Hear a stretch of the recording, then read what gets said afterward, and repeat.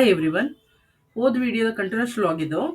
ನಾವು ಸೌತಡ್ಕ ದೇವಸ್ಥಾನದಿಂದ ಕುಕ್ಕೆಗೆ ಬಂದು ಸೇರಿದಾಗ ಮಧ್ಯಾಹ್ನ 2:30 ಆಗಿತ್ತು.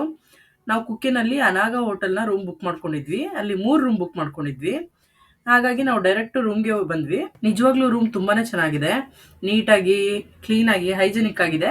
ಬೆಡ್ ಆಗಲಿ, ವಾಶ್ರೂಮ್ ಆಗಲಿ ಅಥವಾ ವಾರ್ಡ್ರೂಬ್ಸ್ಗಳಾಗಲಿ, ಬಟ್ಟೆ ಬರೆ ಇಡೋದಕ್ಕೆ ಎಲ್ಲ ತುಂಬ ಚೆನ್ನಾಗಿದೆ. ರೂಮ್ನಲ್ಲಿ ಬೆಳಗ್ಗೆ 4:30ಯಿಂದ ಬೆಳಗ್ಗೆ 6 ಗಂಟೆವರೆಗೂ ಬಿಸಿನೀರು ಬರ್ತಾ ಇರುತ್ತೆ. ಬೆಳಗಿನ ಜಾವ ಪೂಜೆಗೆ ಹೋಗೋದಕ್ಕೆ ಸ್ನಾನ ಬಿಸಿನೀರಿಗೆ ರೆಡಿ ಇರುತ್ತೆ. ಒಂದು ರೂಮ್ನಲ್ಲಿ ಮಿನಿಮಮ್ 4ರಿಂದ 5 ಜನ ಸ್ಟೇ ಮಾಡ್ಬೋದು. ಅಷ್ಟು ದೊಡ್ಡದಾಗಿದೆ. ಇದು ಆದಿಸುಬ್ರಹ್ಮಣ್ಯ ದೇವಸ್ಥಾನದ ಬ್ಯಾಕ್ ಸೈಡೇ ಇರೋದು. ಹಾಗಾಗಿ ನಮಗಿದು ತುಂಬಾನೇ ಹತ್ರ ಅನ್ನಿಸ್ತು.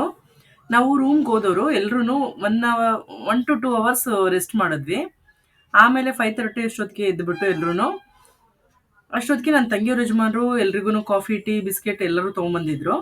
ಎಲ್ಲರೂ ಕಾಫಿ, ಬಿಸ್ಕೆಟ್ ಎಲ್ಲ ತಿಂದು ಮುಗಿಸಿ ಎದ್ದು ಕೈಕಾಲು ಮುಖ ತೊಳ್ಕೊಂಡು ಫ್ರೆಶ್ ಅಪ್ ಆಗಿ ದೇವಸ್ಥಾನಕ್ಕೆ ಹೋಗೋಣ ಅಂತ ಎಲ್ಲ ರೆಡಿ ಆಗ್ತಾ ಇದೀವಿ. ಅಲ್ಲಿಂದ ಮೊದಲು ಆದಿಸುಬ್ರಹ್ಮಣ್ಯ ದೇವಸ್ಥಾನಕ್ಕೆ ಹೋದ್ವಿ. ಅನಾಗ ಹೋಟ್ಲನ ಆಪೋಸಿಟ್ ಕಾಣಿಸೋದೆ ಆದಿಸುಬ್ರಹ್ಮಣ್ಯ ದೇವಸ್ಥಾನ. ಆದಿಸುಬ್ರಹ್ಮಣ್ಯ ದೇವಸ್ಥಾನದ ಅಶ್ವತ್ಥಕಟ್ಟೆ ಮರಕ್ಕೆ ತುಂಬಾ ಜನ ಮಕ್ಕಳಾಗ್ಲಿ ಅಂತ ಅರಕೆ ತೊಟ್ಲುಗಳನ್ನ ಕಟ್ತಾ ಇದ್ರು. ಹಾಗೆ ಅಲ್ಲೇ ಹರಿತಾ ಇರೋ ನದಿಲಿ ತುಂಬಾ ಜನ ಕಲ್ಲಲ್ಲಿ ಮನೆ ತರ ಕಟ್ತಾ ಇದ್ರು. ಇದನ್ನೆಲ್ಲ ನೋಡ್ಕೊಂಡು ನಾವು ದೇವಸ್ಥಾನದ ಒಳಗಡೆ ಹೋದ್ವಿ. ಅಲ್ಲಿ ಪೂಜೆ ದರ್ಶನ ಎಲ್ಲ ಮುಗಿಸ್ಕೊಂಡು ದೊಡ್ಡ ದೇವಸ್ಥಾನದ ಕಡೆ ಹೊರಟ್ವಿ. ಅಲ್ಲಿ ಹೋಗಿ ಬೆಳಗ್ಗೆ ಪೂಜೆ ಬಗ್ಗೆ ಮತ್ತು ನನ್ನ ತಂಗಿ ಮಗನಿಗೆ ಮುಡಿ ಮತ್ತೆ ತುಲಾಭಾರದ ಸೇವೆ ಬಗ್ಗೆ ವಿಚಾರಿಸ್ಕೊಂಡು ಬಂದು ದೇವ್ರ ದರ್ಶನಕ್ಕೆ ಅಂತ ಕ್ಯೂ ನಿಂತ್ಕೊಂಡ್ವಿ. ಅದೇ ಟೈಮ್ನಲ್ಲಿ ದೇವ್ರ ಉತ್ಸವ ಮೂರ್ತಿ ಕೂಡ ಆಚೆ ತಗೊಂಡ್ಬಂದು ಅದನ್ನ 3 ಸುತ್ತು ಗರ್ಭಗುಡಿ ಸುತ್ತಿಸ್ತಾರೆ.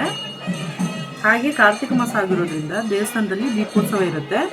ಹಾಗೆ ದೀಪಗಳನ್ನ ನಮಗೆ ಹಚ್ಚೋದಕ್ಕೆ ಅಂತ ಹೇಳಿದ್ರು. ಎಲ್ಲರೂ ಕೂಡ ಅವ್ರು ನಿಂತಿರೋ ಜಾಗದಲ್ಲೇ ಎಲ್ಲ ದೀಪಗಳನ್ನ ಹಚ್ತಾ ಇದ್ರು. ಅದೆಲ್ಲ ಒಂಥರ ಪಾಸಿಟಿವ್ ಆಗಿ ಫೀಲ್ ಅನಿಸ್ತಾ ಇತ್ತು. ಒಂಥರ ಖುಷಿ ಅಂತ ಕೂಡ ಅನಿಸ್ತಾ ಇತ್ತು. ಯಾಕಂದ್ರೆ ಕಾರ್ತಿಕ್ ಮಾಸದಲ್ಲಿ ಯಾವ್ದಾದ್ರು ಒಂದು ಸೋಮವಾರ ತುಂಬಾ ಜನ ದೇವಸ್ಥಾನದಲ್ಲಿ ದೀಪ ಹಚ್ಚಿ ದೇವರಿಗೆ ಆರತಿ ಮಾಡೋ ಅಭ್ಯಾಸ ಇಟ್ಕೊಂಡಿರ್ತೀವಿ. ಅದು ಶಿವನ ದೇವಸ್ಥಾನದಲ್ಲಿ. ಹಾಗೆ ದೇವಸ್ಥಾನದ ಒಳಗಡೆ ಹೋಗಿ ದೇವ್ರ ದರ್ಶನ ಎಲ್ಲ ಮುಗಿಸ್ಕೊಂಡು ಆಚೆ ಬಂದ್ವಿ. ಹಾಗಾಗ್ಲೇ ಊಟ ಟೈಮ್ ಆಗಿತ್ತು. ಹಾಗಾಗಿ ಅನ್ನ ಪ್ರಸಾದ ತಿನ್ಕೊಂಬರೋಣ ಅಂತ ಹೋದ್ವಿ.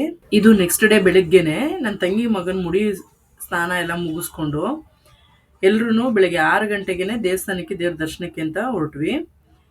ದರ್ಶನ ಎಲ್ಲ ಮುಗಿಸ್ಕೊಂಡು ಗರ್ಭಗುಡಿಯಿಂದ ಆಚೆ ಬಂದು ಎಲ್ರೂ ಕೂತಿದ್ದೀವಿ. ಯಾಕಂದ್ರೆ ತುಲಾಭಾರ ಸೇವೆ 10 ಗಂಟೆಯಿಂದ ಸ್ಟಾರ್ಟ್ ಆಗುತ್ತೆ ಅಂತ ಹೇಳಿದ್ರು. ಹಾಗಾಗಿ ಇಲ್ಲಿ ನೋಡಿ, ಕೆಲವೊಬ್ರು ಅವರೇ ಅಕ್ಕಿ, ಬೇಳೆ, ಬೆಲ್ಲ, ತೆಂಗಿನಕಾಯಿ ಅಂತ ಈ ಥರ ಸಾಮಾನುಗಳನ್ನೆಲ್ಲ ತುಲಾಭಾರ ಸೇವೆಗೆ ಅಂತ ತೊಗೊಂಬಂದಿದ್ರು.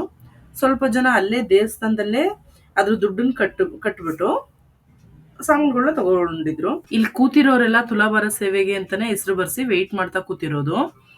ಅಲ್ಲಿ ತುಲಾಭಾರ ಸೇವೆನ ತುಂಬಾ ಫಾಸ್ಟ್ ಆಗಿ ಸೆಕೆಂಡ್ಸ್ಗಳಲ್ಲೇ ಮುಗಿಸ್ಬಿಡ್ತಾ ಇದ್ರು. ಹಾಗಾಗಿ ಜಾಸ್ತಿ ವಿಡಿಯೋನ ಮಾಡ್ಕೊಳ್ಳೋದಕ್ಕಾಗಿಲ್ಲ. ಒಂದು ಸಣ್ಣ ಕ್ಲಿಪ್ಪಿಂಗ್ ಮಾತ್ರ ಆ್ಯಡ್ ಮಾಡಿದ್ದೀನಿ ಇಲ್ಲಿ. ಆದ್ರೆ ಇಲ್ಲಿ ತುಲಾಭಾರ ಸೇವೆನ ನಾವು ಕೂಡ ನೋಡುವಂತ ಅವಕಾಶ ಇತ್ತು. ಅದು ಒಂಥರ ಚೆನ್ನಾಗಿತ್ತು. ಚಿಕ್ಕ ಮಕ್ಕಳಿಂದ ವಯಸ್ಸಾಗಿರೋ ಅಜ್ಜ ಅಜ್ಜಿವರೆಗೂ ಕೂಡ ತುಲಾಭಾರ ಸೇವೆ ಮಾಡಿಸ್ತಾ ಇದ್ರು. ಇದನ್ನ ಮುಗಿಸ್ಕೊಂಡು ನಾವು ಲಾಡು ಪ್ರಸಾದ ತಗೊಂಡು ಅಲ್ಲಿಂದ ಊಟಕ್ಕೆ ಹೊರಟ್ವಿ. ದೇವಸ್ಥಾನಗಳಲ್ಲಿ ಅಲ್ಲಿನ ಪ್ರಸಾದ ತಿನ್ನೋದೇ ನಮ್ಮ ಒಂದು ಪುಣ್ಯ ಅಂತ ಹೇಳ್ಬೇಕು. ಊಟ ಎಲ್ಲ ಮುಗಿಸ್ಕೊಂಡು ರೂಮ್ಗೆ ಹೋಗಿ ಪ್ಯಾಕಿಂಗ್ ಎಲ್ಲ ಮುಗಿಸ್ಕೊಂಡು ಅಲ್ಲಿಂದ ಹೊರಟ್ವಿ.